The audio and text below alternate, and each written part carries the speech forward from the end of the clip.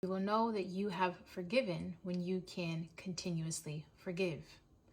In the book of Matthew, Peter asked Jesus, how do I know when I've forgiven, or how many times should I forgive my brother? And Jesus said, not 7 times, but 77 times. What Jesus was saying is that forgiveness is continuous. You will have to constantly forgive. And it doesn't mean that you have to stay connected to people.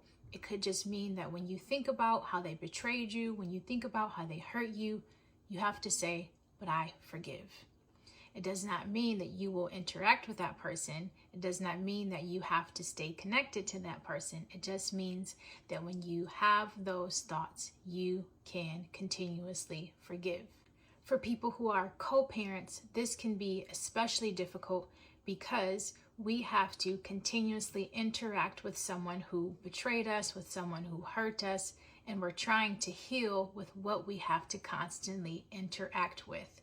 But again, you have to forgive.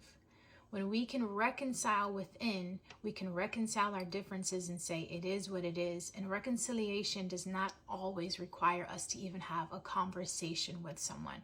We can reconcile within and say that I am making peace with it.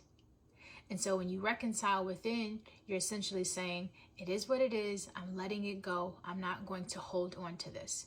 But the holding on comes when we constantly play the scenario in our head. The holding on comes when we think that if we think about ways to handle something different, when we think about ways of what we should have said, what we could have said, that's when we're holding on to something instead of letting it go. You cannot change the past, but you can decide how you will live for the future.